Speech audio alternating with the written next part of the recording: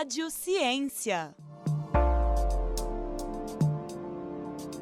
Olá, sejam bem-vindos a mais um episódio do Rádio Ciência. Meu nome é Antônio Alex e hoje nós vamos conhecer o projeto Aproveitamento da Lama de Rejeitos da Mineração, que é coordenado pelo professor de Engenharia Civil da UFOP, Ricardo André Fiorotti Peixoto. Quem me acompanha nessa entrevista é o Henrique Chapini. Seja bem-vindo, Henrique. Olá, Antônio, tudo bem? Sou o Henrique Chapini e antes de mais nada também eu gostaria muito de agradecer a você, professor Ricardo, por ter aceitado o nosso convite. Muito bem, pessoal. Eu que agradeço vocês considerarem me convidar para falar sobre um assunto tão importante, um assunto tão em voga, nos dias de hoje, principalmente depois dos eventos recentes pelos quais nós temos passado e pela movimentação que ocorreu aí dentro da mineração. Muito obrigado. A gente que agradece. Bom, professor, primeiramente, a gente gostaria que o senhor falasse para a gente sobre o projeto Aproveitamento da Lama de Rejeitos da Mineração, como o Antônio falou, e qual é o objetivo aí desse projeto. Preciso dizer que esse projeto é um projeto que faz parte do nosso trabalho no laboratório desde 2010. Então, é um projeto de longa duração em que os trabalhos com esses rejeitos têm por finalidade essencial dar destinação a esse material, uma destinação ambientalmente adequada, uma destinação tecnicamente adequada e, por que não, uma oportunidade também de geração de emprego e renda para as pessoas que estão no entorno da mineração, Porque nós sabemos do potencial desses rejeitos para a utilização na cadeia da construção civil. É preciso umas pitadas de ciência e tecnologia, e de desenvolvimento para que esse rejeito possa acessar as linhas de produção que são convencionalmente disponibilizadas hoje, para que assim esse rejeito, ao invés de ficar depositado, gerando passivo ambiental, gerando risco, criando uma série de impedimentos, possa ser, na verdade, uma oportunidade de negócio e de renda. Ricardo, então, para a gente acompanhar esse projeto, que o senhor nos falou aí anteriormente, sobre o aproveitamento da lama, de rejeitos mesmo, nesse rompimento de barragens, que o senhor falou aí para onde vão, tudo, o que fazer com isso, com a questão da lama e tudo, e isso é muito interessante mesmo para todos aqui que estão escutando e também nos vendo nesse programa de hoje do Rádio Ciência. Eu gostaria que o senhor falasse um pouquinho aí da onde a gente pode acompanhar um pouco mais sobre esse projeto elaborado pelo senhor. Legal.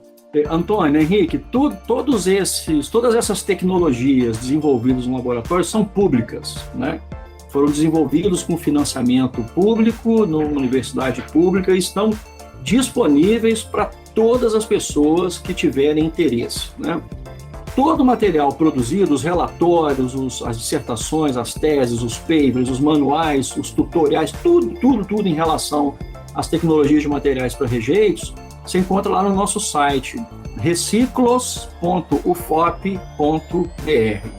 E se você quiser acompanhar todo dia, o dia a dia do laboratório, o que a gente faz, a divulgação da popularização da ciência, os nossos achados, as expedições que a gente faz, tudo também você pode ver nas nossas redes sociais, no Instagram, no Facebook, no LinkedIn, @Grupo Reciclos. E eu convido todo mundo a participar aí lá no grupo, conhecer o trabalho, é um trabalho muito interessante.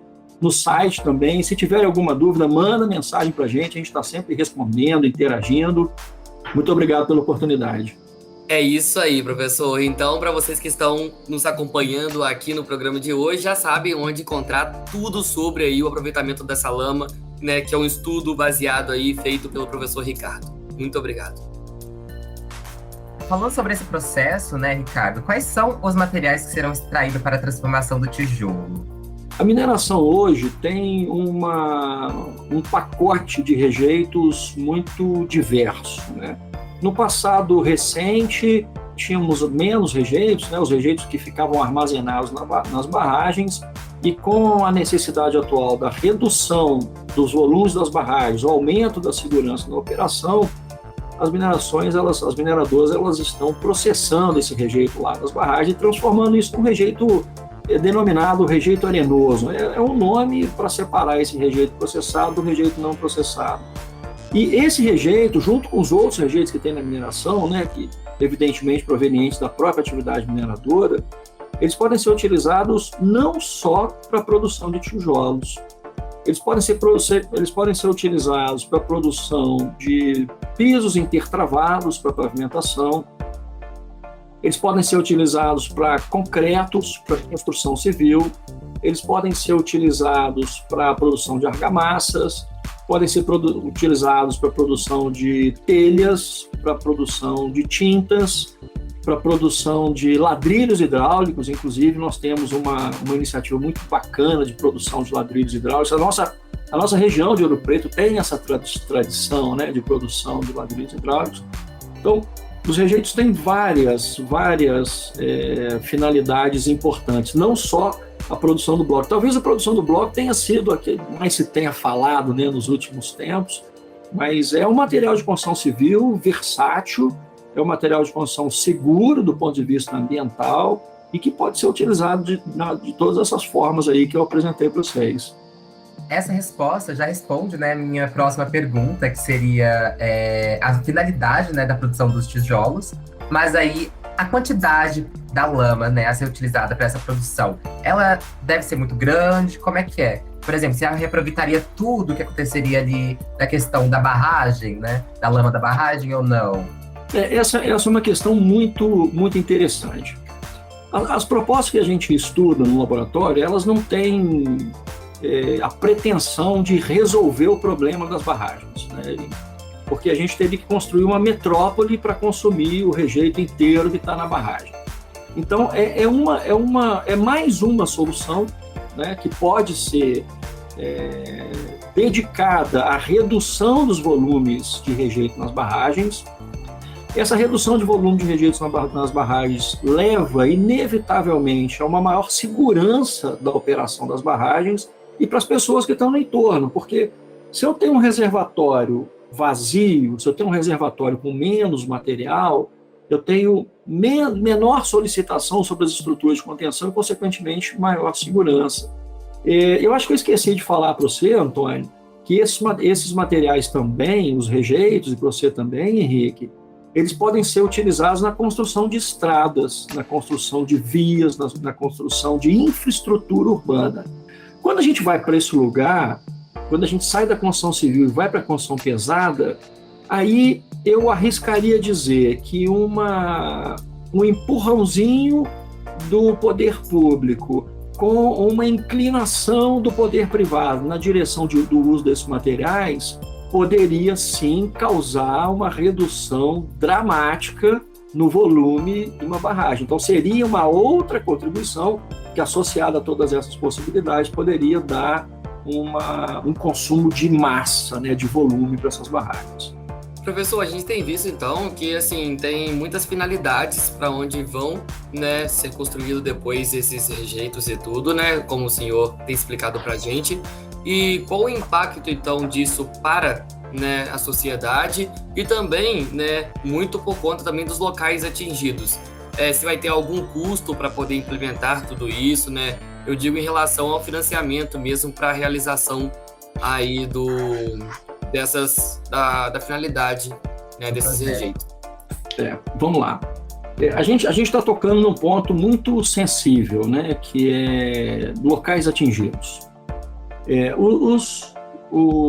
Nós reconhecemos toda a perda social, toda a perda cultural, toda a perda econômica que está envolvida diretamente nos danos que foram causados pelo rompimento da barragem, né? Nós lamentamos, sinceramente, pelas vidas que foram perdidas, pelas histórias que foram consumidas, pelas pessoas que sofrem até hoje, e não conseguiram se readaptar na nova realidade, né, dos novos assentamentos, ou das propostas de novos assentamentos. Nós somos muito, muito sensíveis a isso e nós temos isso sempre no nosso radar, porque é um ponto sensível, é um ponto nevrálgico desse projeto, né?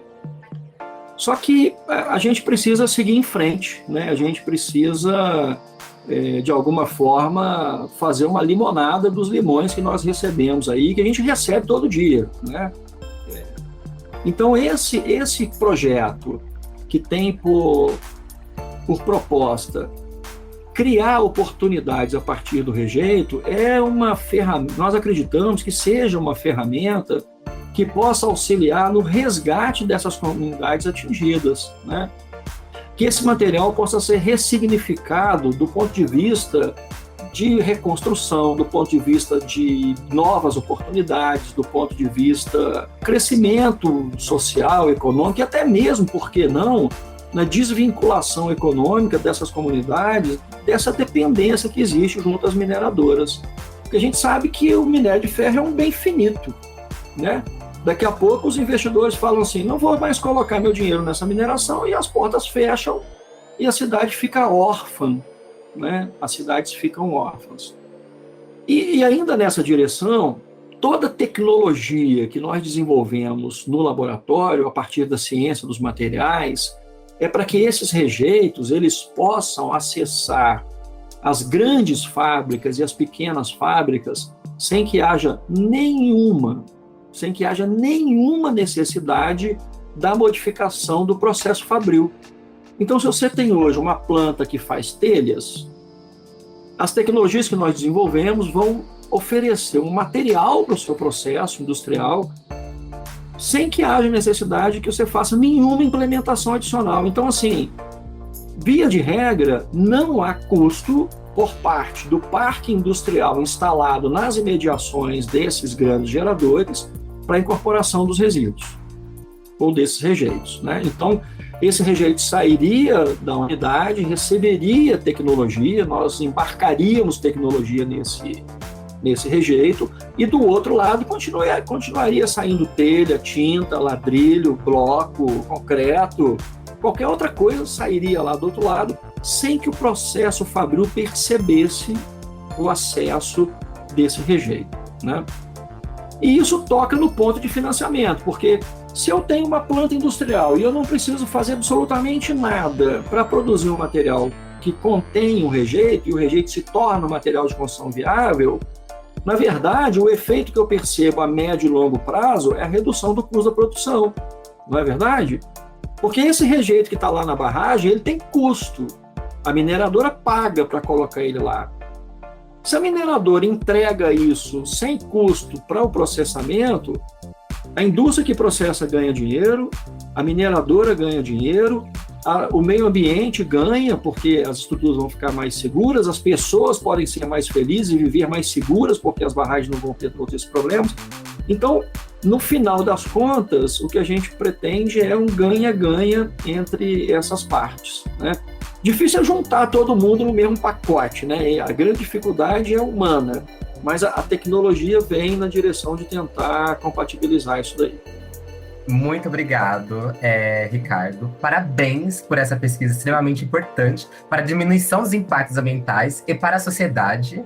E mais uma vez agradecemos por ter aceitado o convite da Rádio FOP. Eu que agradeço, eu estou sempre à disposição de vocês. É isso aí, gente. E para você que nos acompanhou até agora, também fique por dentro aí das nossas produções pelo site radio.ufop.br e também pelas redes sociais. No Instagram e no Facebook é só procurar por Rádio UFOP. Já nos principais tocadores de áudio é só procurar por UFOPcast. A edição e sonoplastia é de Rayan Martim e até a próxima edição do Rádio Ciência. Até!